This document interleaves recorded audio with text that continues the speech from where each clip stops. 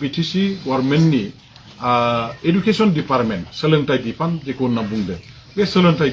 बिफाना आथिखालाव एलपि आरो इउपि अर्थात एमइ स्कुल गुदि फरायसालि आरो गेजेर फरायसालि बेवहाय गासै लोगो नांनानै 984 अर्थात 984 जेहेतु पस्ट खालि दं आरो बे पस्ट खालि थानायाव जोङो फिलआप खालामनो थाखाय मास्टार गोदानै फोरोंगिरि गोदानै थिसननायनि एपइन्टमेन्ट होनायनि हाबाफारि लानानै मोनसे बिटिसि गभर्नमेन्टनि दैदेननायाव एडुकेशन डिपार्टमेन्टआव मोनसे सिलेक्शन कमिटि आरो नायबिजिरनायनि कमिटि जों बानायना होदों मानगोनां जोंनि बारग एमएलए बारग बिटिसिनि इएम इमानुएल मोसाहारिखौ चेयारमेन बानायनानै बिथांजों लोगोसे गोबां माखासे गोरों एकाडेमिशियान बिथांमोनखौनो जोङो सोद्रोमा हिसाबै लाखिनानै बे भेरिफिकेशन एन्ड सिलेक्शन कमिटिखौ दाना होदों बिथांमोनहा तन्न'यै आबुङै खुब गेबें मोनसे माने आदब खायदाखौ बाहायनानै गासैबो जोंनि टेट क्वालिफाइड जायफोर केन्डिडेटफोर दं बिथांमोननि गासैबो डकुमेन्ट्सफोरखौ दिनै नायबिजिरनाय हाबाफारिखौ मावै फ्राय फोजोबनो हानाय जाबाय बेनि उनाव बेनि थाखायनो दा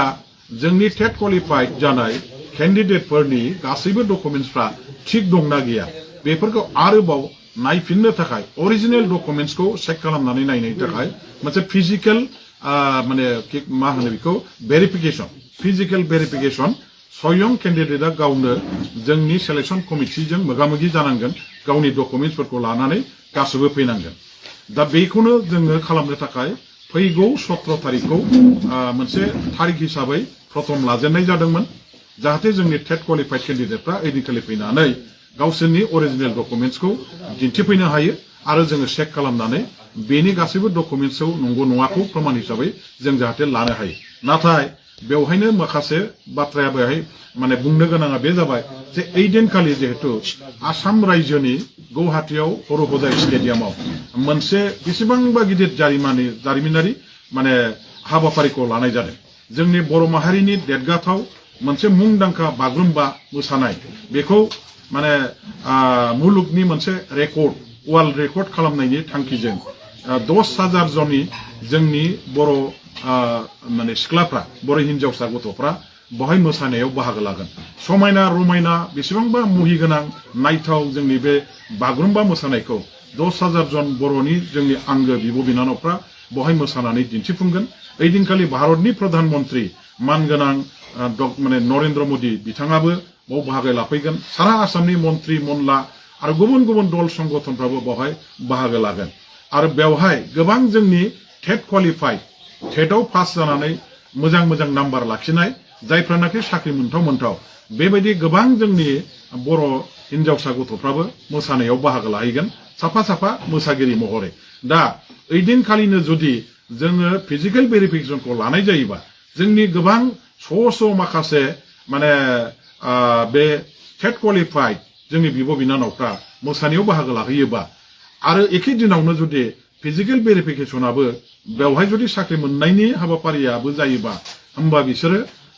माने गोबां आख'-फाख'आव गोग्लैगोन गोबाङानो ओइदिनखालि फिजिकेल भेरिफिकेशनाव थानो हानाय नङा आरो साख्रि मोननायनिफ्राय बे खाबुनिफ्राय माने गोमानो गोनां जानो हागौ बेखायनो जोंनि दा गुवाहाटीयाव जायफोर बागुरुम्बा मोसानो थाखाय थांबाय वर्ल्ड रेकर्ड खालामनो थाखाय थांबाय जोंनि हारिनि मोजां मोनसे मुं आर्जिनो थाखाय थांबाय बे बिनानावफ्रा बे टेट क्वालिफाइड मोसागिरि बिनानावफ्रा जाहाथे गावसोरनि मोननो गोनां साख्रिखौ जाहाथे खहा जानो गोनां जाया बिथांमोनहाबो जाहाथे जोंनि फिजिकेल भेरिफिकेशनाव गावसोरनो माने देहाय मोदोमै थानानै गावसोरनि डकुमेन्ट्सखौ श' खालामनायनि गेजेरजों उनावहाय गावसोरनि साख्रि मोननायनि राहा लामाखौ मोननो हायो बेनिफ्राय जाहाथे बिथांमोनहा खहा जानो गोनां जाया बेखौ नोजोर होनानै जोङो दिनैहाय जोंनि शिक्षा बिभागा सोलोंथाइ बिफाना फैगौ 17 तारिखआव जानो गोनां फिजिकेल भेरिफिकेशननि माने हाबाफारिखौ दोनथ'नानै जानुवारि दाननिनो 21, 22 आरो 24, 25 सानब्रैनि हाबाफारिजों जोंनि टेट क्वालिफाइड जानाय बिब' बिनानाव बिदा फंबाय जोंनि फरायसा केन्डिडेट बिथांमोननि फिजिकेल भेरिफिकेशनखौ जों लाफिनगोन दा गुवाहाटीयाव जायफोर दिनैहाय मोसानो थाखाय थांबाय बागुरुम्बा मोसानायाव बाहागो लाबाय बे जोंनि बिब' बिनानावफ्रा गोसोआव जेबो गिनाय गैया, गोसोआव जेबो आफसोस गैयालासे, गोसोआव जेबो सन्देह लायालासे, गोसोआव मोनसे प्रेसार जेबो लायालासे उदां गोसोजों गेबें गोसोजों जोंनि हारिनि मोजां मोनसे मुं माने सारा पृथिबीनि मानसिफोरनो गोसार होनो हानाय बागुरुम्बाखौ मोसानानै वर्ल्ड रेकर्ड जाहाथे सोरजिनो हायो बेनि थाखाय मोसानायाव जाहाथे गोसो होयो, जेबो बावहाय गोसोआव आशंका लानांगौ गैया। बेनि थाखाय खाबु होनो थाखाय बिथांमोनखौ जोङो जोंनि फिजिकेल भेरिफिकेसनखौ फावसयदों आरो आं सानो बिथांमोननि मोसानायनि गेजेरजों जोंनि बर' जाथिया आरोबाव